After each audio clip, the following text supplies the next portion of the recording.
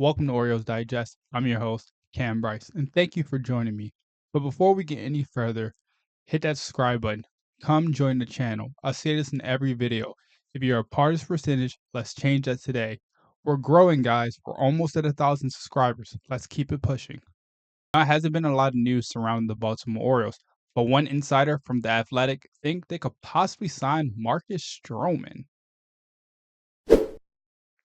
Brandon Cuddy from The Athletic said earlier this morning, before the Yankees signed Strowman last offseason, the Boston Red Sox, the Baltimore Orioles, the Los Angeles Angels, and the Giants were among teams also interested in him. When I was reading this article, I was very surprised that Marcus Strowman's name is mentioned in the trade talks.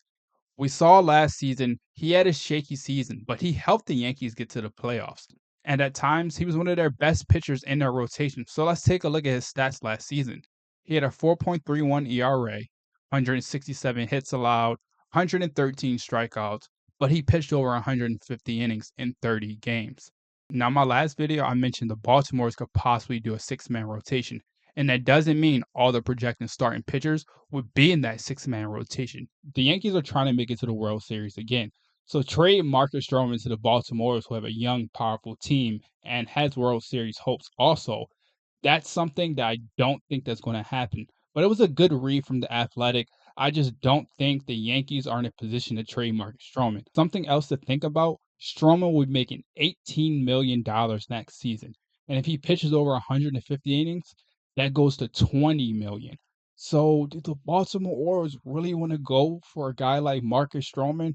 Or do you want to go land Dylan Cease? And that's going to take me on to my next topic. We're going to talk a little bit about the international agreements. I'm not going to go down a list of names, but you see this list is very big. There's over 17 players on this list. The Baltimores have used most of their international sign-in bonus pool money. We all know that the San Diego Padres want Roki Sasaki.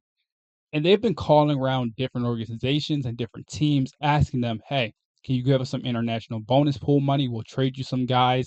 We just need enough money to convince Roki to come to San Diego over LA. Now, that's a tough bidding war because if Roki Sasaki goes to LA, he has all the endorsements. He doesn't have the pressure. He won't be the big guy there. He can develop in a great pitching staff and a great foundation that the Dodgers have had over the last 10 years. But if you go to San Diego, he can be that guy.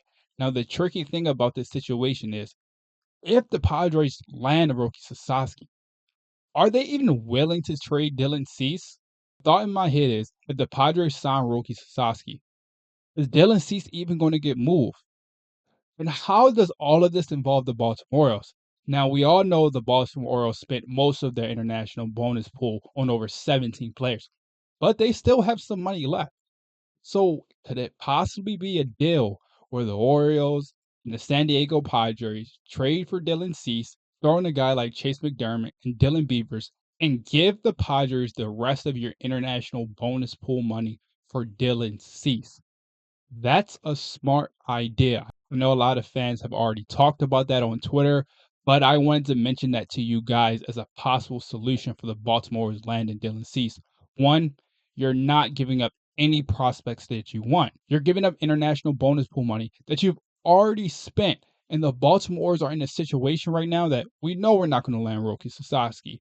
We're probably not going to go out and get Luis Castillo because the price is too much, and what the Mariners want, the Baltimores are not going to be willing to give.